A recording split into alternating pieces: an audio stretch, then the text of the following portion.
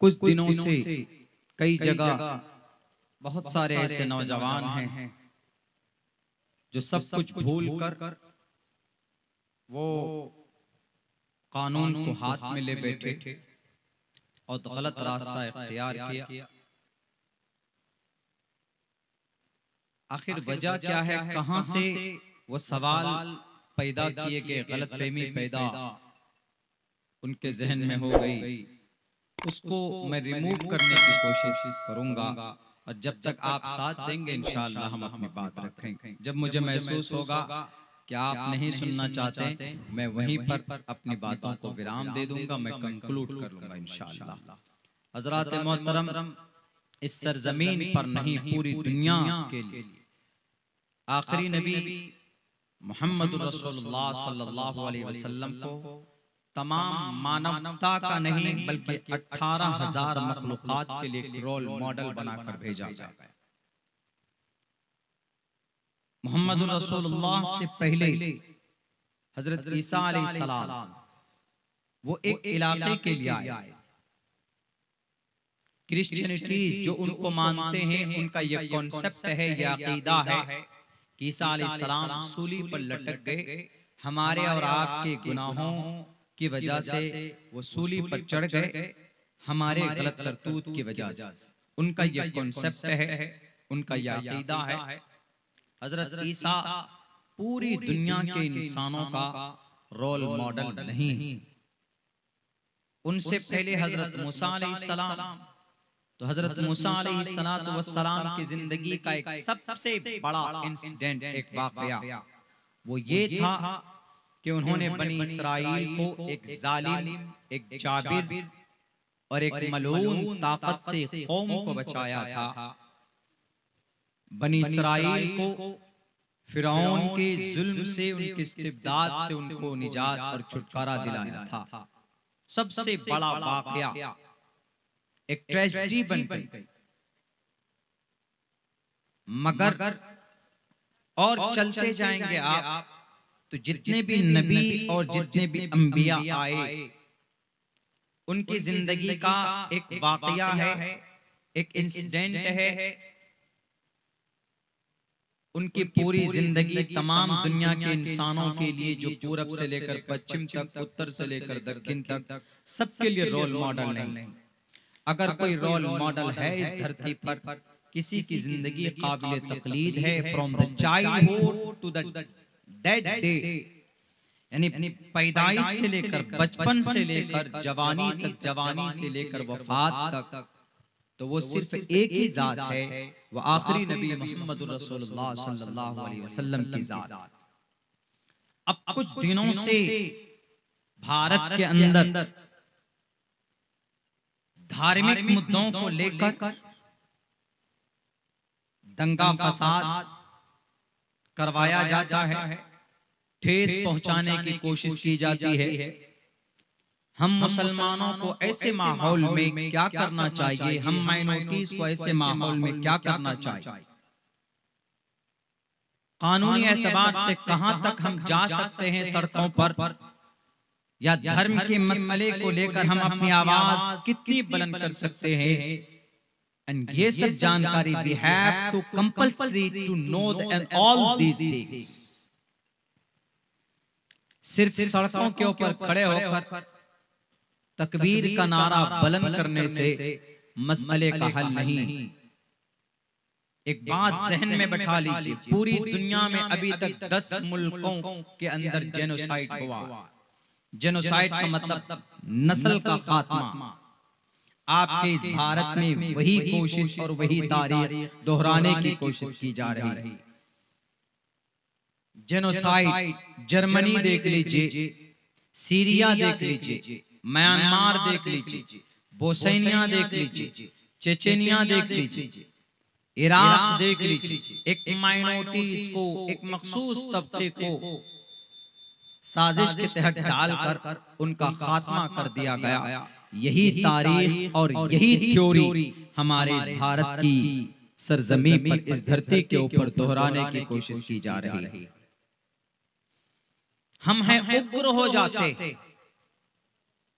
कुछ दिनों पहले एक मोहतरमा ने अम्मा आयशा के ऊपर गलत टिप्पणी की, तो बेहतर ये होता कि उन्होंने जो गलत कॉन्सेप्ट ये कहकर बताया कि उनके कुरान में ये लिखा है कि अम्मा आयशा जो मुसलमानों के अज़वाजे मुतहरात में शामिल हैं, माँ के रिश्ते में है, इसलिए कि नबी की बीवियां अल्लाह के नबी अलैहिस्सलाम की अहलिया व अज़वाजुहु उम्महातुहुम व इस कौम की माएं, अम्मा आयशा हमारी और आपकी माँ, उनके ताल्लुक से उन्होंने गलत धारणा पेश किया लोगों के सामने।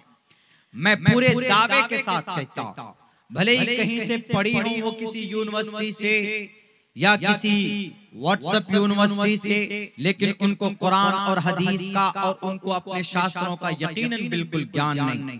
अगर उनको जानकारी होती तो अम्मा आयशा सिद्दीक़ा रज़ी अल्लाह ताला अन्हा के ताल्लुक से ये गलत टिप्पणियां कभी नहीं करते। उनका एतराज क्या था? उनका एतराज ये था, बल्कि उनकी गलत टिप्पणी ये थी कि आपके मोहम्मद जो बोलते हो कि मोहम्मद अलैहिस्सलाम बड़े कृपालु, बड़े दयावान, बड़े रऊफ रहीम भी कुरान में कहा गया कई जगह के ऊपर, बल्कि यूं कहा गया we have sent you not but as a mercy for all creatures of the world. ए मोहम्मद, आपको दुनिया के मखलूकात के लिए रहमत बनाकर भेजा जा रहा है। आप सिर्फ एक नबी नहीं हैं, आप सिर्फ एक इलाके के रसूल नहीं हैं, आपको रहमतुल लिल आलमीन क्रिएचर्स मखलूकात, दुनिया में जितने भी मखलूकात हैं, जानवर हो, इंसान हो, जिन्नात हो, कोई भी हो, आप सबके लिए रहमत बनाकर भेजे गए।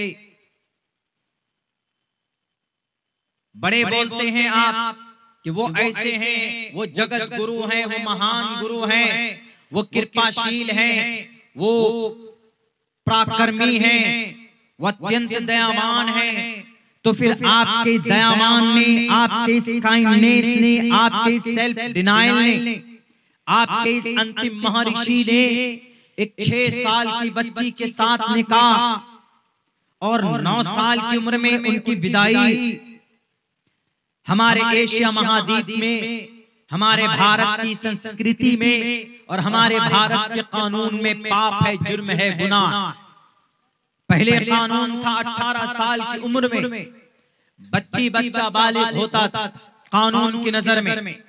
इस्लाम में नहीं, इस्लाम में बच्चियां, इस्लामिक शरीयत में बच्चियां 12 साल में बालिगा बन जाती और लड़के 14 साल मुकम्मल होने के बाद कुरान और शरीयत की नजर में वो लड़का बालिग हो जाता। लेकिन भारत के संविधान में एक लड़का 18 साल और एक लड़की 18 साल की उम्र से पहले and they are not able to get married with each other, permission नहीं है कानूनी एतबार। अगर कोई बच्चा 18 साल की उम्र से पहले, पूरा होने से पहले अगर वो कोई हत्या करता है, कत्ल करता है, तो उसको मुकम्मल तौर पर मुजरिम बनाकर नहीं पेश किया जाता, उनके ऊपर धाराएं भी लगते हैं, उनके अंदर कुछ इस तरह की रियायत बरती जाती है, दूसरी तरफ उनको रखा जाता है। लेकिन अब वो कानून भी 21 साल का हो गया, यानी बच्चा और बच्ची 21 साल की उम्र में की होगी तो बालिग होंगे, तब उनका आप निकाह कर सकते हैं, शादी करा सकते हैं कानूनी एतबार पर। नया कानून जो आया है हमारे इस बिहार के अंदर, बिहार में कि भाई बच्चा और बच्ची 21 साल की उम्र में शादी करें, ये हमारे भारत के कानून और संविधान, हमारे इस स्टेट का, सूबे बिहार का और हमारे इस मुल्क का। लेकिन उनकी नजर में देखेंगे तो अम्मा आयशा 6 साल की उम्र में निकाह, चलो निकाह तो कोई भी वली है 2 साल की उम्र में, 3 साल की उम्र में कर दिया, चलता। लेकिन अब उनकी रुखसती, विदाई, अपनी माँ के घर से अपने शौहर के घर जा रहे, उम्र कितनी है? 9 साल। And everyone confused हो सकता, इसलिए कि 11, 10, 9 साल की बच्ची की उम्र क्या होगी?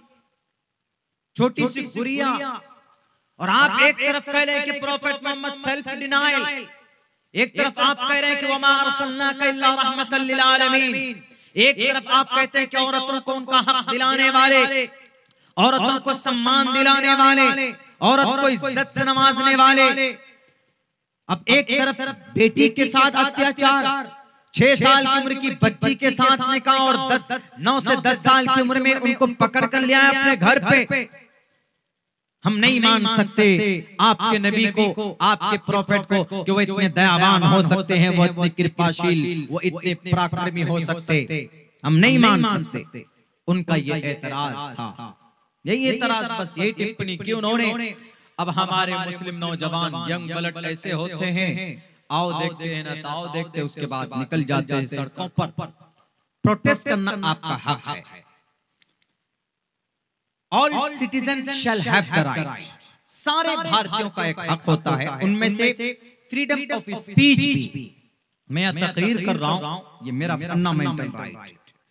आप यहाँ पर बैठे हैं, ये आपका फंडामेंटल राइट है। प्रोटेस्ट करना ये आपका फंडामेंटल राइट है। प्रोटेस्ट के लिए अल्फाज जो इस्तेमाल किए गए हैं वो ये टू असेंबल, जमा होना, टू मजदर का माना देता है अंग्रेजी में, टू असेंबल, टू असेंबल पीसएबली, सुकून के साथ, विदाउट आर्म्स, बिना हथियार के कहीं पर जमा होना, अपनी बात रखने के लिए, ये आपका फंडामेंटल राइट। प्रोटेस्ट करना कोई गुनाह नहीं, कीजिए, लेकिन किसी बस को जलाना, सड़क को जाम करना, पब्लिक प्रॉपर्टी को डैमेज करना, not allowed, it's criminal act, मुजरिमाना हरकत। तो बैरक उन्होंने गलत टिप्पणी की, तो बेहतर ये होता कि हम जवाब देते उस मैडम शर्मा को। हम कहते हैं कि मैडम शर्मा, तुम्हें नहीं मालूम कि हमारे नबी ने 6 साल की उम्र में आपने निकाह फरमाया, और निकाह आपने अपनी मशीयत से नहीं बल्कि अम्मा आयशा से निकाह का फैसला ऊपर से अल्लाह तबारक व तआला का फैसला था। और फिर 9 साल कुछ महीने यानी 10वें साल में आपकी रुखसती की गई, और 10 साल की उम्र में अम्मा आयशा नाबालिग नहीं थी बल्कि मुकम्मल जवान हो चुकी थी। उनका मासिक धर्म चालू हो चुका था। मासिक धर्म का मतलब हमारी समाज की औरतें और हमारी माएं बहनें जानती, उनका पीरियड चालू हो गया था। उनकी माहवारी का जो ब्लड आता है, यानी ये साइन, ये प्रूफ होता है कि बच्चियां बालिग हो गई है, बच्ची बालिग हो चुकी है, अब ये माँ बनने के लायक। तो अम्मा आयशा 9 से 10 साल की उम्र में बालिग हो चुकी थी। क्यों? इसलिए कि वो गर्म माहौल, बालिग होना न होना, 10 साल में होना या 15 साल में होना, ये कानून तय नहीं करेगा, ये संविधान तय नहीं करता है, बल्कि ये होता है फितरी एतबार से, माहौल के ऊपर, मौसम के ऊपर। अमेरिका में 12 साल में बच्चियां बालिग होती, आपके हमारे भारत में 13 से 14 साल में बच्चियां फिजिकली वो बालिगा हो जाती। अरब कंट्री के अंदर गर्म माहौल, आप जाइए अरब में, अभी हज्जाज किराम जो गए हज करने के लिए, उनसे पूछे कि कितनी गर्मी थी। साल में सिर्फ 2 से 3 मरतबा बारिश होती है, वरना पूरे साल वो लोग तरस जाते हैं बादलों को देखने के लिए। पूरे साल अल्लाह की रहमत बारिश की शक्ल में वो लोग इंतजार करते, नहीं बारिश होती। गर्म माहौल है वहाँ का, रेतीली जमीन है, तो इस माहौल और इस गर्म वेदर की वजह से वहाँ की बच्चियां 9 साल, 10 साल, 11 साल की उम्र में बालिगा हो जाती। मैडम शर्मा, अल्लाह के नबी ने अगर अम्मा आयशा को बुलाया 10 साल में, आप रुखसती लेकर आए, तो अम्मा आयशा बालिगा हो चुकी थी। अब से 1450 साल पहले आपके इस भारत के अंदर, हमारे इस मुल्क के अंदर, अब से 1 साल पहले, 8 महीना पहले, बल्कि 6 महीना पहले, जब हमारी समाज की बेटी जब 18 साल की उम्र में बालिग हो सकती है, अब कर दिया उसको बढ़ाकर 21 साल, तो 1450 साल पहले तो 9 साल में बालिग हो सकती थी। आपका एतराज गलत है। You don't know, according to the Islamic sharia and the Islamic law, the Quran and hadith, और आप बोलते हैं कि कुरान में लिखा अम्मा आयशा की रुखसती हुई 10 साल की उम्र में, कुरान में नहीं है ये मसला, ये वाकया लिखा हुआ, बल्कि अहादीस मुबारका के अंदर। साहित्य पढ़ेंगे तो आपको पता चलेगा। इसलिए बर्निंग इशू बनाया गया इसको सोची समझी साजिश के तहत कि मुसलमान तो बहुत ज्यादा जोशीले होते हैं धर्म के एतबार से, इसीलिए ये शोषा छोड़ दो हम, ताकि इस देश के अंदर दंगा कराएंगे, हिंदुओं को एक प्लेटफॉर्म पर करेंगे और मुसलमान एक प्लेटफॉर्म पर जाएंगे।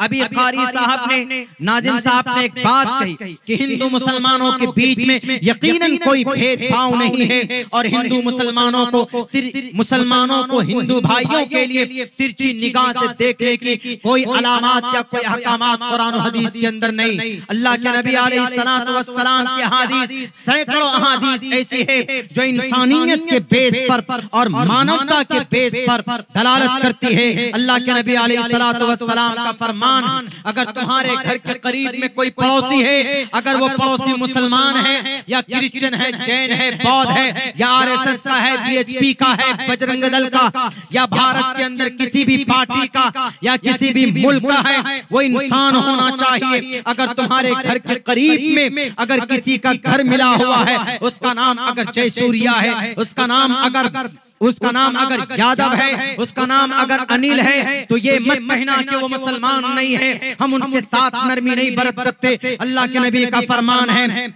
ला यदखुलुल जन्नत मन ला यामनु जारहु बवाइकहु, अगर तुम्हारे घर के करीब अगर तुम्हारा पड़ोसी कोई भी हो, अगर तुम्हारा उसके साथ जुल्म ज़्यादती का बर्ताव है, तो अपने ईमान की खैर मनाओ, तुम जन्नत नहीं जा सकते, इसलिए कि तुम अपने पड़ोसी को तकलीफ देते हो। A Muslim does not enter the paradise whose neighbour is not safe from his cruelties, उसके जुल्म से अगर उसका पड़ोसी महफूज ना हो, वो मुसलमान कभी जन्नत नहीं जा सकता। मैडम शर्मा, आपने कोट किया इस हदीस को, अगर नबी सिर्फ मुसलमानों के होते, अगर मोहम्मद रसूलुल्लाह सिर्फ अब्दुल्लाह का होता या महबूब का होता या दुनिया के कलमा पढ़ने वालों के लिए जगत गुरु बनाकर भेजे जाते, तो पड़ोसी कोई भी हो, अल्लाह के नबी ये नहीं कहते कि अगर कोई गैर मुस्लिम है तो मारो और काटो। अल्लाह के नबी ने ये नहीं कहा कि अगर कोई क्रिश्चियन है, जैन है, बौद्ध है और किसी भी धर्म से बिलोंग करता है, अगर मुसलमान नहीं है तो तुम उसके साथ हमदर्दी मत करो, बल्कि अल्लाह के नबी ने ये कहा ला यदखुलुल जन्नह, तुम जन्नत में नहीं जा सकते। क्यों? मल्ला यामनु जारहु बवाइकहु, तुम अपने पड़ोसी को तकलीफ देते हो। इससे साफ पता चलता है कि आपके पड़ोस में, आपके करीब में किसी भी धर्म से बिलोंग करता, हिंदू हो कि मुसलमान हो, उनको सीने से लगा करके रखो। और दूसरी हदीस में ये बात वाज़ेह तौर पर भी बताई गई, अल मुस्लिमु मन सलिमल मुस्लिमून मिन लिसानिही व यदिही, मुसलमान वो है जिसके हाथों से और उसकी जुबान से, his hands and tongue. A Muslim does not harm towards another Muslim, या मुस्लिम से सिर्फ मुस्लिम मुराद नहीं है, बल्कि दूसरे और अहादीस में सिर्फ इंसान मुराद लिया गया है। आपको अपनी जुबान से, अपने हाथों से किसी दूसरे को तकलीफ नहीं पहुंचनी चाहिए। मैडम शर्मा, पढ़िएगा इन हदीसों को, तब आपको पता चलेगा मोहम्मद रसूलुल्लाह की जीवनी क्या थी। नहीं समझ में आए कुरान और हदीस तो अपने शास्त्रों को पढ़िएगा उठा के, आपके सैकड़ों शास्त्रों के मंत्र और श्लोक ऐसे हैं जो मोहम्मद रसूलुल्लाह को महान पुरुष, महान ज्ञानी, कृपाशील, अत्यंत दयावान बताकर उनको मानने की बात कही गई। अष्टो गुणाः पुरुषं दीपयन्ति प्रज्ञा च कोलम च दम श्रुतं च प्राकर्मश्च बहुभाषिता च दानं यथा शक्ति कृतज्ञता च। पढ़िए, आपकी किताब है यज्ञं परचुचाम्यवं सतततुतो निवोस्ति यात युवं भुवं देवः स्वयं शावतर्ने रतः अनस्वन्ता सत्पतिर्मामहे।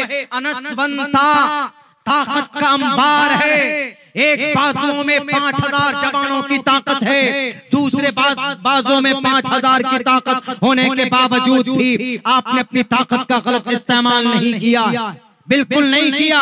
आप तो 5 साल के लिए गद्दी में बैठते और कहते हैं कि इनको काटो, इनको मारो, इनको भगाओ।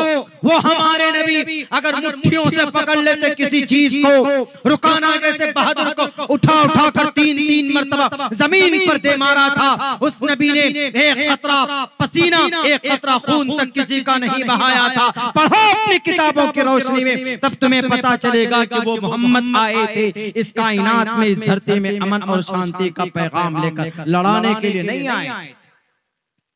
यहां तक कि उनके जो साथी चतुर्भिर्देव करिष्यामि कलिक्ष्यम, उनके साथ जो 4 ब्रदर है, कौन 4 ब्रदर, आखिरी नबी के साथ जो 4 ब्रदर होंगे, ब्रदर भाई कौन, हजरत अबू बकर सिद्दीक, उमर फारूक, हजरत उस्मान ज़ुन्नूरैन और हजरत अली रज़ी अल्लाह ताला अन्हु। ये सब के सब चतुर्भिर्देव करिष्यामि कलिक्ष्यम, इतने महान, इतने ताकतवर, लेकिन कृपाशील, किसी पर जुल्म नहीं करे, पर्सनल जाती दुश्मनी को भी पसे पुष्ट डाल देंगे। मोहब्बत करेंगे तो इस्लाम के लिए, शरीयत के लिए, और अगर किसी से दुश्मनी भी होगी तो शरीयत की वजह से होगी, बिकॉज ऑफ शरीया। अब अम्मा आयशा के ऊपर खामखा इल्जाम लगाकर क्या फायदा मिला? ये कहें कि नहीं जी, अल्लाह के नबी अलैहिस्सलाम को औरतों की चाहत थी, इसलिए एक बिल्कुल कुंवारी बच्ची से शादी की। उससे पहले आपको मालूम नहीं अल्लाह के नबी ने कितनी शादी की? 11 शादी। मुसलमानों, ये नॉलेज होना आपके लिए बहुत जरूरी। काम की बातें बताने की कोशिश कर रहा हूँ, जहन में रखिएगा, तो फायदा आपको भी देगा और मेरा 250 किलोमीटर का सफर भी कामयाब होगा। 11 शादी आपने, 11 में से बैक वक्त 9 बीवियां थी एक टाइम में। In one time the prophet Muhammad सल्लल्लाहु अलैहि वसल्लम had 9 wives. 9 wives had at one time, एक वक्त में द प्रॉफेट मोहम्मद सल्लल्लाहु अलैहि वसल्लम हैड, आप अलैहिस्सलाम की 9 बीवियां। The complete in whole life, Prophet Muhammad sallallahu alaihi wasallam was get married with 11 women. उन्होंने 11 औरतों से शादी की। क्यों की 11 औरतों से शादी? आप में से उलमाए किराम यहाँ पर बैठे हैं, वो इस बारीकी को जानते, बहुत सारे वजूहात बयान किए। 11 से शादी की, लेकिन कितनी अच्छी बात है इनकी जुबान में ताले लगाने के लिए। वो कहते हैं कि औरत के इतने शौकीन, इतनी चाहत थी प्रॉफेट मोहम्मद को कि उन्होंने देख लिया अम्मा आयशा से 9 साल की बच्ची को पकड़ कर लाए घर में। पढ़िए मैडम, बुखारी पढ़िए, मुस्लिम पढ़िए, अबू दाऊद पढ़िए, इब्ने माजा पढ़िए, नसई पढ़िए, तिर्मिजी पढ़िए, शुमाइल तिर्मिजी पढ़िए। मोहम्मद रसूलुल्लाह की जीवनी का पता चलेगा आपको कि मोहम्मद रसूलुल्लाह ने 11 बीवियां की शादी की, 11 लड़कियों से, 11 औरतों से। एक सिर्फ कुमारी थी अम्मा आयशा, बाकी तो सब के सब बेवा थी। कोई एक मर्तबा, 2 मर्तबा जिंदगी में आपने 11 खानदान, 11 इलाका, 11 समाज, 11 और 11 तरह की 11 शादियां की, तो 11 औरतों की ज़हनें अलग अलग। इस दुनिया में इंसानों का रोल मॉडल मोहम्मद है, और मोहम्मद रसूलुल्लाह को पूरी दुनिया के इंसानों के लिए एक मिसाल पेश करना था। वो ये कहना था कि दुनिया के इंसानों, अगर तुम जवान हो, तुम्हारी उम्र 25 साल है, और तुम्हारे सामने में अगर कोई 40 साल की औरत का रिश्ता आ जाए तो तुम क्या करोगे? तो प्रॉफेट मोहम्मद ने कहा कि मेरी जिंदगी देख लेना, क्योंकि मेरी पहली शादी, मेरा पहला निकाह 25 साल की उम्र में 40 साल की एक बूढ़ी, एक मुअम्मर औरत खदीजतुल कुबरा रज़ी अल्लाह ताला अन्हा से किया गया। ये किस लिए था कि अगर किसी जवान का निकाह 25 साल का हट्टा कट्टा नौजवान लड़का, इंजीनियर, MBBS, मेडिकल किया हुआ, या आर्मी में या किसी अच्छे पोस्ट में हो। मोहम्मद रसूलुल्लाह अच्छे पोस्ट में थे। अच्छे पोस्ट का मतलब हुनरमंद थे। आप अलैहिस्सलाम बहुत बेहतर तरीके पर तिजारत करना जानते थे। यही वजह है कि खदीजतुल कुबरा का पहली मर्तबा में आप अलैहिस्सलाम माल लेकर मुल्क शाम गए तिजारत की गर्ज से, तो 3 गुना मुनाफा में बेचकर आपने ला करके दिया खदीजतुल कुबरा। ये देखकर उनकी जहानत को खदीजतुल कुबरा मजबूर हुई। उन्होंने पैगाम निकाह भेजा अल्लाह के नबी अलैहिस्सलाम के पास, तो वो निकाह एक्सेप्ट किया गया। ये दुनिया वालों को बताना था मैडम शर्मा, औरतों की चाहत होती तो 16 साल की कुंवारी लड़की चाहिए। जिसको औरत की ख्वाहिश होती है वो 16 साल की नई नई लड़कियां चाहिए। पूछो अपने इन राजनेताओं से जो नाजायज संबंध बनाते हैं होटलों के एयर कंडीशन रूम में। बहुत सारे तुम्हारे नेता बैठकर फ्लाइट में चले जाते हैं बैंकॉक, पटाया, ये थाईलैंड जाकर अय्याशी करते हैं या नहीं। तो हमारे भारत के अंदर बड़े बड़े शहरों में इको स्कॉट सर्विस का मतलब समझते हैं? स्कॉट सर्विस का मतलब इज्जतदार तवाइफ मिलती। इज्जतदार तवाइफ ऑनलाइन खरीदी जाती है 25-25, 50-50 हजार रुपए में। इन नेताओं से पूछो जो औरत के ख्वाहिशमंद है, जो औरत के चाहत रखते हैं, ये लोग बताएंगे जब किसी को औरत की चाहत होती है तो वो पटाया बैंकॉक जाता है। उनको हर रात में नई नई 16 से 25 साल की एकदम न्यू लड़की चाहिए, बेवा औरत नहीं चाहिए उसको। अगर नबी पाक अलैहिस्सलाम को औरत की चाहत होती तो दुनिया वालों बताओ ना मुझे किस ताबिए से, अगर नबी पाक अलैहिस्सलाम को औरत की शौक आप शौकीन होते तो 25 साल की उम्र में 40 साल के मुअम्मर औरत से आप निकाह नहीं करते, बल्कि 25 साल से लेकर 53 साल की उम्र तक आपने पूरी जवानी बिताई किनके साथ? अम्मा खदीजतुल कुबरा रज़ियल्लाहु ताला अन्हा के साथ, एक बूढ़ी औरत के साथ।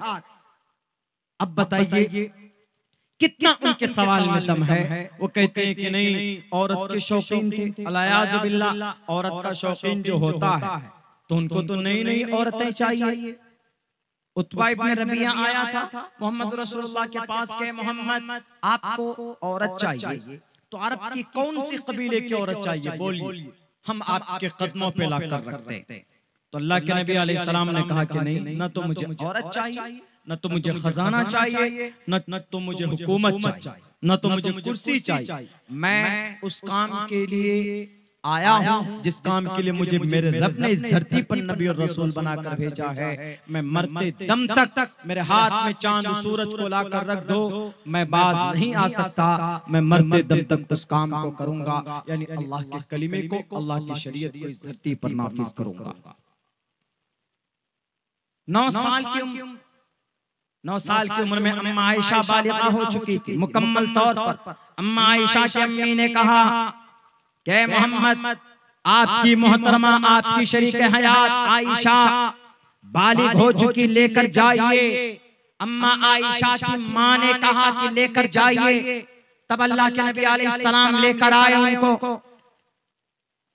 उस नबी के ऊपर इल्जाम, मैडम शर्मा, हमारे बहुत सारे नौजवान क्या बोलते हैं, मैडम शर्मा को फांसी दीजिए, मैडम शर्मा को तख्तेदार पर लटकाइए।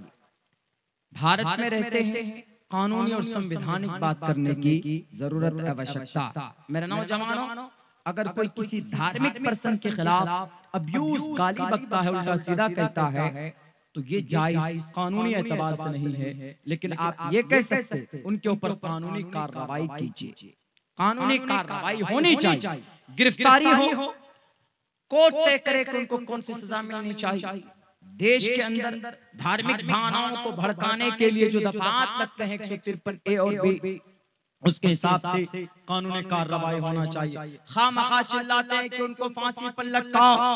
अरे कातिलों को, रेपिस्ट को, मुजरिमों को फांसी की सजा नहीं दी जाती तो फिर तो उन्होंने मोहम्मद रसूलुल्लाह, हाँ मैं भारत के संविधान की बात कर रहा हूं, शरीय एतबार से मैं वो बात नहीं कर रहा। शरीय एतबार से क्या सजा है उलमाए किराम बताएंगे, मुफ्तियाने किराम बताएंगे, वो एक अलग सजा। लेकिन यहाँ पर जिस देश में हम रहते हैं, यहाँ का एक संविधान है, कानून, उस संविधान को फॉलो करना जरूरी।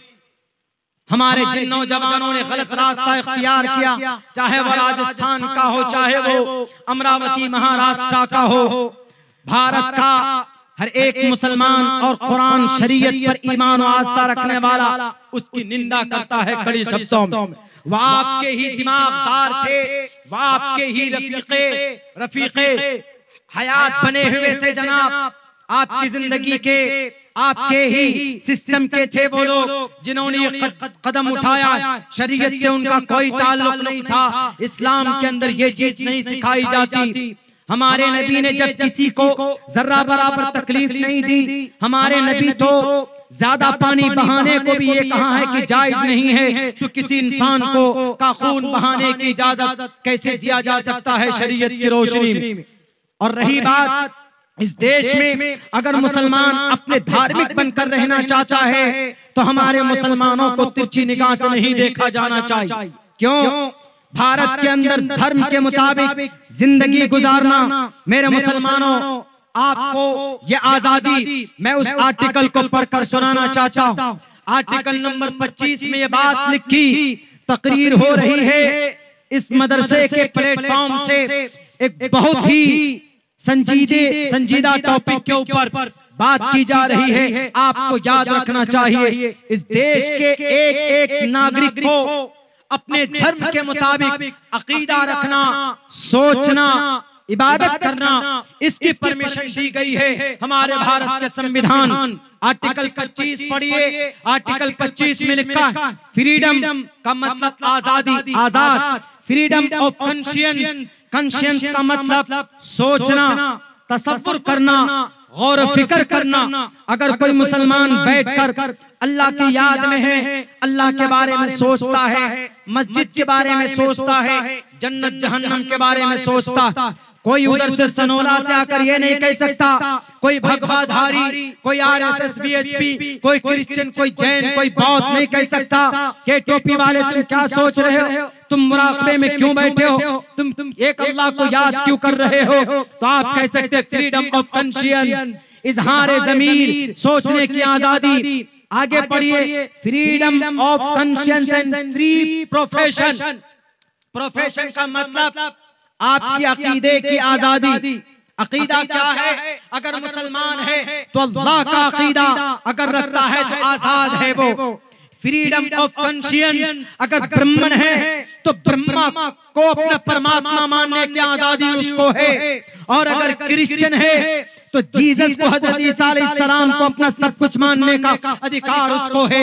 और अगर जुडाइज्म है तो मूसा अलैहिस्सलाम को अपना अंतिम रसूल मानने का अधिकार उसको है। गौतम बुद्ध सिद्धार्थ का मानने वाला बुद्धिस्ट है तो गौतम बुद्ध सिद्धार्थ को उनका परमात्मा मानने का अधिकार उनको है। अगर कोई सिख है तो गुरु नानक, गुरु गोविंद सिंह की किताब आदि ग्रंथ को उनको पढ़ने का अधिकार और उनको गुरु मानने का अधिकार उनको है। Freedom of conscience and free profession, ये प्रोफेशन में सब आता है, अकीदा टोटल प्रोफेशन में आता है। आगे बढ़िए, freedom of conscience and free profession and practice. अगर मुसलमान है तो नमाज पढ़ने की आजादी उसको। प्रैक्टिस का मतलब अगर हिंदू है तो मंदिर में घंटा बजाने की आजादी उसको। और अगर क्रिश्चियन है तो चर्च में, कलीसा में, यहूदी और क्रिश्चियन है तो चर्च जाते और यहूदी है तो कलीसा जाते। यहूदियों की इबादत खाने का नाम कलीसा और क्रिश्चियन की इबादत खाने का नाम चर्च। और गुरुद्वारा किनका इबादत खाना है? सिखों। सिख 600 साल पहले हिंदू धर्म से निकले, गुरु नानक ने उनको निकाला। यही वो गुरु नानक जब ये मक्कतुल मुकर्रमा पहुंचे थे तो वहां पर पैर फैलाकर बैठे हुए। तो किसी ने कहा, मक्का के हरमैन हरम शरीफ के किसी खादिम ने कहा कि आप काबतुल्लाह की तरफ पैर करके नहीं बैठ सकते सर, दूसरे रुख में कर लीजिए। उनका एक सवाल ऐसा था जो हैरान करने वाला था, बहुत ज्यादा इस्लाम से मुतासिर था। कौन? गुरु नानक। गुरु नानक सिखों का फाउंडर। सिख जो पगड़ी बांधते, मोच रखते, बड़े बड़े दाढ़ी रखते, कृपान रखते, उनका। जब वो गए वहां पे पूछा उनसे कि आप पैर काबतुल्लाह की तरफ नहीं कर सकते, मोड़िए उधर से। उन्होंने कहा क्यों मोड़े? कहा कि अल्लाह का घर है, अल्लाह की तजल्ली, अल्लाह की रहमत की बारिश होती, गोया कि अल्लाह डायरेक्ट अल्लाह से लिंक है, बैत मामूर से उसका भेद भी होती है। उन्होंने कहा कि अच्छा किधर करें? तो उन्होंने कहा इधर कर लीजिए या इधर कर लीजिए। तो इधर करेंगे तो क्या होगा?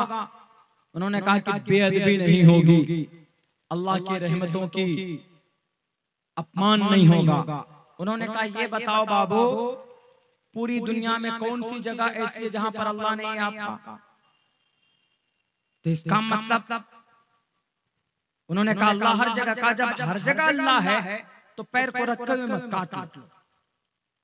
जमीन में पैर रखते हैं तो जमीन में भी अल्लाह है, तो अल्लाह का अपमान हो रहा है बाप।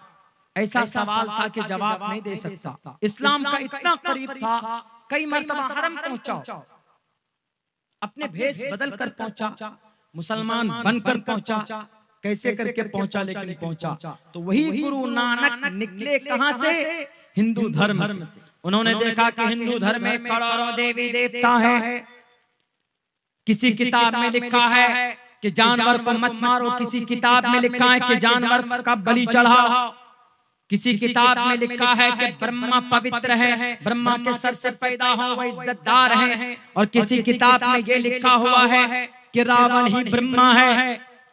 तो जब समझ में नहीं आई बात, तो 650 साल पहले वैदिक धर्म से निकलकर उन्होंने अपनी एक किताब बनाई, अपना एक निजाम, अपना एक कानून बनाया, और उन्होंने अपना एक मूल मंत्र रचा जिसका नाम एक ओंकार सतनाम करता नरवीर अकाल मूरत अजवनी से भुंगुर प्रसादी। 500-600 साल पहले उन्होंने सिखों की बुनियाद रखी। सिख संस्कृत वर्ड है, इसका मतलब है शागिर्द मानना, फॉलो करना। तो चूंकि सिख लोग गुरु नानक को मानते हैं, गुरु गोविंद सिंह को मानते, दोनों तरफ 2 गुरु हैं, बीच में 10 गुरु। इन 10 गुरु के मानने वालों को गुरु सिख बोला जाता है।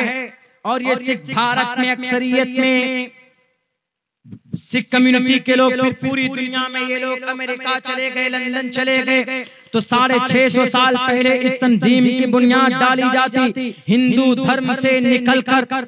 तो अगर कोई सिख भाई गुरु नानक का अकीदा रखता है तो freedom of conscience and free profession and practice. अगर मुसलमान अजान देकर नमाज पढ़ता है तो कोई माए का लाल उसको अजान देने से रोक नहीं सकता, इसलिए कि कानून का प्रावधान है, संविधान का फरमान है।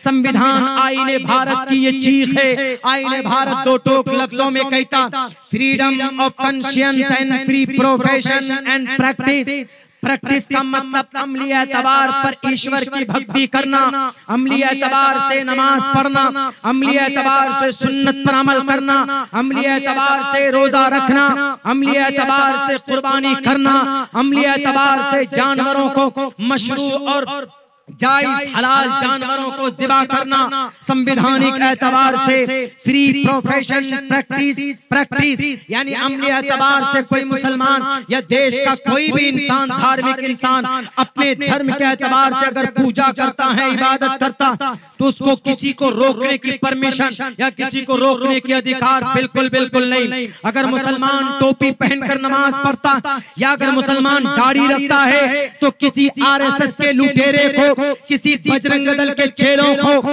उनके किसी भी कार्यकर्ता को ये इजाजत नहीं है कि तुम दाढ़ी पकड़कर किसी मुसलमान को मजबूर करो कि मुसलमान तुम कहो ये नारा लगाओ या तुमको दाढ़ी उखाड़नी पड़ेगी या तुमको दाढ़ी छीलनी पड़ेगी। ये भारत के संविधान में लिखा नहीं है।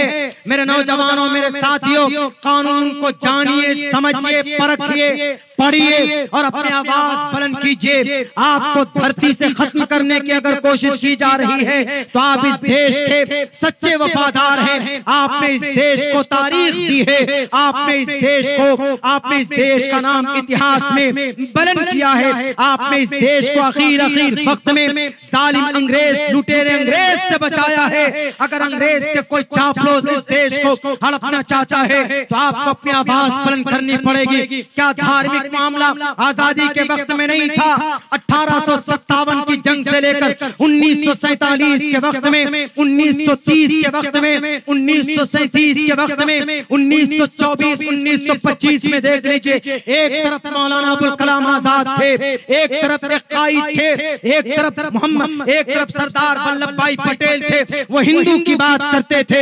एक तरफ मौलाना अबुल कलाम आजाद थे, वो हिंदू की नहीं बल्कि माइनॉरिटी की बात करते थे। इस देश को एक पिरो, एक मोती में, एक माले में पिरोने की बात करते थे। धर्म की बात उस वक्त भी थी, लेकिन धर्म को इस तरीके से नष्ट करने की बात किसी ने नहीं की थी। सरदार वल्लभ भाई पटेल अलग से कोशिश करते थे, इधर मौलाना अबुल कलाम आजाद अलग से कोशिश होती थी। एक तरफ एक टोपी वाला, एक तरफ एक दाढ़ी वाला, वो भी नमाज पढ़ता है, अपने अल्लाह को राजी करता है। एक तरफ सरदार पटेल थे जो अपने भगवान को खुश करना चाहते थे, अपने ईश्वर को खुश करना चाहते थे, लेकिन जिंदगी उस वक्त भी थी। ये अंग्रेज के लड़ाकर इस देश के हिंदू मुसलमानों को दो प्लेटफॉर्म पर लाकर खड़ा किया। ये जुलाई का महीना है, जुलाई की 12 और 13 तारीख उठाकर देख लीजिए, 1989 यही भागलपुर की सरजमी है, यही भागलपुर की का जो वो वाकया, वो जो दंगा है, 200 बस्तियों को जलाकर राख कर दिया गया था। भागलपुर के फैक्ट्री के अंदर आग लगाई गई थी, माइनॉरिटी को लोग जलाकर भस्म कर दिए गए थे, इसी हिंदू और मुसलमानों की लड़ाई की बुनियाद पर। इसलिए मैं कहता हूं, अगर कोई संविधान के खिलाफ, अगर धर्म की बात करता है, आईन के खिलाफ अगर धर्म को अपना मानता है, भारत के संविधान के हिसाब से, मैं कहता हूं कि उनके हाथ में हथकड़ी लगाइए, उनको कैफरे किरदार तक पहुंचाइए। कोई अधिकार नहीं है मैडम शर्मा को अम्मा आयशा के ऊपर बात करने की, कोई अधिकार नहीं है नवीन जिंदल को मोहम्मद रसूलुल्लाह की 11 शादियों पर उनको एलिगेशन लगाने की। अगर 11 शादियों से आपको एतराज है तो उठाओ